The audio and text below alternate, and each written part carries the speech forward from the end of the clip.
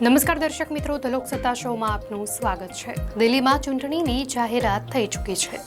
ચૂંટણી પંચ દ્વારા મતદાનની તારીખો જાહેર કરવામાં આવી છે। 5 ફેબ્રુઆરીએ મતદાન થશે અને 8 ફેબ્રુઆરીએ ચૂંટણીના પરિણામો જાહેર થશે।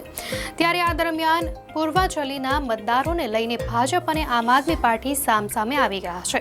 પૂર્વાંચલના લોકો વિરુદ્ધ અરવિંદ કેજરીવાલની ટિપ્પણીના વિરોધમાં ભાજપના કાર્યકરો અને સમર્થકોએ અશોક રોડથી અરવિંદ કેજરીવાલના નિવાસ સ્થાન સુધી પૂર્વાંચલ સન્માન માર્ચ કાઢી હતી। અરવિંદ કેજરીવાલના આવાસની બહાર વિરોધ પ્રદર્શન કરાઈ રહ્યું છે। ત્યારે મહત્વનું છે કે વિરોધ પ્રદર્શનને નિયંત્રિત કરવા માટે દિલ્હી પોલીસે ભાજપના કાર્યકરો પર વોટર કેનનનો ઉપયોગ કર્યો હતો। આ ઉપરાંત દિલ્હી પોલીસે ભાજપના કાર્યકરો અને સમર્થકોની પણ અટકાયત કરી છે।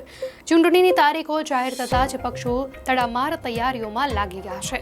તાજેતરમાં આમ આદમી પાર્ટીના નેતા સંજય સિંહે એક નિવેદન આપ્યું હતું કે ભાજપને મતદાર યાદીમાંથી પૂર્વાંચલના લોકોના મત મળી રહ્યા છે। આ અંગે અરવિંદ કેજરીવાલે પણ ટિપ્પણી કરી હતી।